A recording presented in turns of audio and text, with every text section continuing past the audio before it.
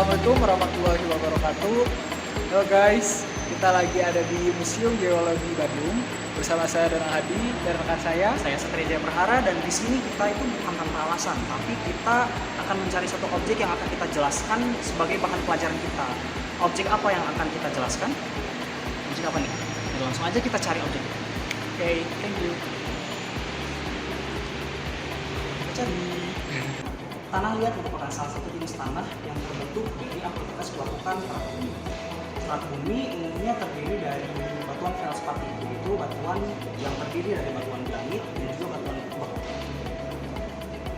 Kerak bumi yang melapuk umumnya sebagian besar terdiri dari unsur silikon, oksigen, dan juga aluminium. Aktivitas panas bumi ini menyebabkan kerak bumi melapuk yang diakibatkan oleh asam karbonat. Dan itulah yang menyebabkan terjadinya si tanah liat itu sendiri yang seperti terlihat di sini.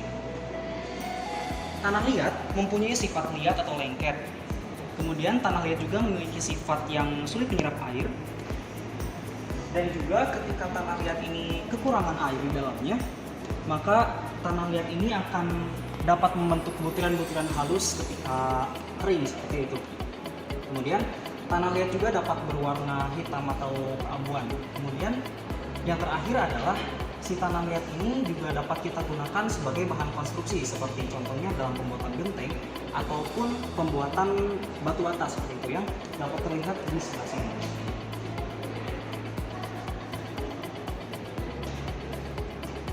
Umumnya ada dua jenis tanah liat. Yang pertama adalah tanah liat primer, yang mana tanah liat ini adalah tanah liat yang tidak terlepas dari batuan induknya akibat dari tenaga endogen seperti itu. Kemudian yang kedua adalah tanah liat sekunder, yang mana tanah liat ini sudah terlepas dari batuan induknya yang diakibatkan oleh tenaga eksogen.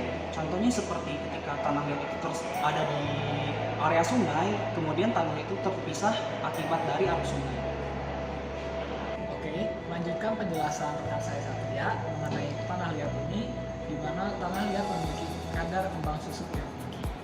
Tanah ini memiliki partikel mineral dengan ukuran kurang dari 2 mikron atau 0,02002 mm. Dalam standar lain juga menyebutkan bahwa ukuran partikel dari tanah liat ini yaitu kurang dari 5 mikron. Adapun jenis mineral dari jenis tanah ini yaitu kaolinite, millite, dan juga montmorillonite. Dengan struktur mineral pada tanah liat ini berbentuk lembaran, yaitu terdapat dua lembar, yaitu lembar silika tetrahedral dan juga aluminium octahedral. Selanjutnya, di sini saya akan membahas mengenai pengaruh kadar air terhadap sifat mekanika tanah jenis tanah liat ini, di mana air sangat mempengaruhi sifat mekanika tanah.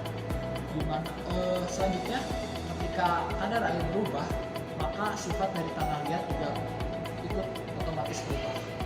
Di sini saya akan menjadi 4 keadaan, yaitu di mana tanah liat berwujud liquid, plastis, semi solid, dan solid. Ketika tanah liat itu berbentuk atau berwujud liquid, itu ketika mengandung banyak sekali kadar air. Ketika kadar air tersebut berkurang, berwujudlah tanah liat menjadi plastis. Ketika dikeringkan, tanah liat menjadi semi solid. Dan ketika tanah liat betul-betul kering, berwujudlah tanah liat dalam bentuk sakral. Oke guys, cukup jalan-jalan kita di Museum Geologi hari ini. Nah, jadi kalian gimana nih? Apakah udah tahu belum apa itu tanah liat? Kalau belum, parah sih. Coba tap 2 kali tuh layar sebelah kirinya. Tonton lagi ya si teks.